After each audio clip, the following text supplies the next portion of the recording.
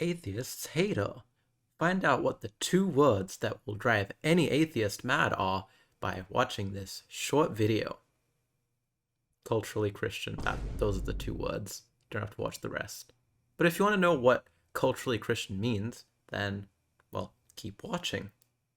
If you've been on Tumblr at any point in the last two-ish weeks and you follow anyone that's religion adjacent, such as cryptotheism, you will have seen this whole discourse around cultural Christianity, which I think is interesting, but we're going to unpack that. So on Tumblr, there's one definition that gets bandied around. And in my context as a person in Australia, there's another definition that I'm far more familiar with. So I'm going to start off with the one that's familiar to me in the Australian context, which is culturally Christian refers to people who grew up as Christians but don't actually attend church and maybe celebrate Christmas and maybe Easter. And on a census, they would label themselves as Christian or Catholic or whatever denomination. Now, Tumblr does not use that definition. One, let's say, source of Tumblr's definitions is Jewish people on Tumblr. One of them mentioned that it was a rabbi that they heard it from. That's still a Jewish person, but I guess off Tumblr.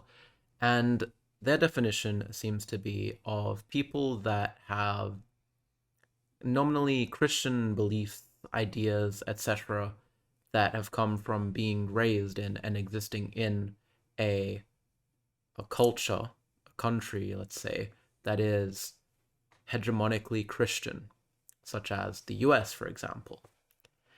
Now, obviously, growing up in a place, you will learn things from that place. The education system is obviously influenced by a culture, but as people pointed out, it's not necessarily useful to ascribe this as a particular thing that people are inextricably tied to. There are people of minority religions that exist in, say, the US. There are Muslims, there are Jews, there are Buddhists, and so on. And to say categorically that they are culturally Christian for being in the US feels like a stretch. And, well, yeah, it is, because no one is doing that. That's decontextualization happening. But clearly there is some degree of internalizing culturally Christian beliefs, because, as mentioned by one of the main originators of cultural Christianity qua Tumblr discourse fragment, there are American Jews that have some nominally Christian beliefs despite being Jewish overall and ethnically, etc., etc., which it really lends more to the idea that this is some process of internalizing beliefs that you get filtered down through your culture, through your upbringing within that culture. And to argue against this even being a thing, as some people have done, is an extreme in the opposite direction, because there clearly is a mechanism here at play. And I'm gonna just say, okay, I'm gonna call this internalized Christian hegemony or internalized Christian worldview, let's say, because that's really the core thing that's happening here, right? That's the core thing that we want to analyze. And you kind of have this as a thing that you've done usually if you've grown up in, say, the US, right? Because no matter what people say, Christmas is not secular. It's literally Christmas. Christ Mass. Funny that. What? It's the Christ Mass? Checkmate liberals. But I digress. What I'm meaning to say here really is that there is an inextricable link between religion and culture. And in fact, I would argue that the conception of religion and what it means to be religious or irreligious within a given culture is shaped partly by the culture itself and partly by the way in which the religion manifests in that, or religions manifest in that culture, right?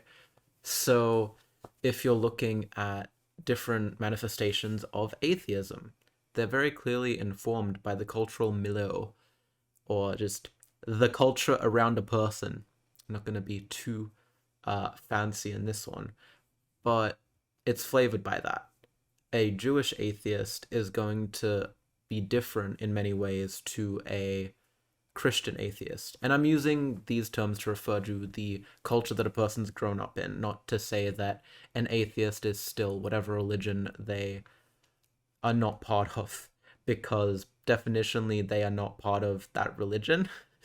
Like that just should make sense. But the point is that a Jewish atheist might display the fact that they're atheist by not partaking in the rituals and, I don't know, let's not call them rituals, in the feasts and festivals and holy days and all that, and not partake in the laws and so on and so on. And that's the way that they display that they're atheist. Whereas in Christianity, the way to display that you're atheist, the way to perform, is, well, by not going to church and saying you don't believe in God. So that's the thing, right? You can't untie these things from each other because you can't exist outside culture. So where does that leave us then? I think ultimately the thing we can take away from this is that snappy two-word concepts that arise on tumblr.com are perhaps not the rigorously academic conceptions that they purport to be. Or in normal people speak, Tumblr is not the smartest website ever, and you can't expect discourse to produce perfectly tied together, perfectly bundled ideas. And yeah, you can certainly use it as jumping off point for further reading.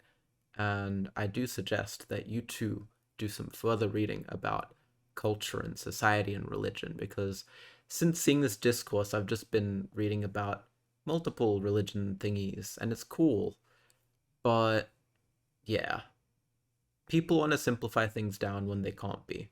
That's the thesis of this video, and that's the crux of this discourse. So thank you for listening to this crazy person rambling, and I will see you in a video at some point later. Bye bye.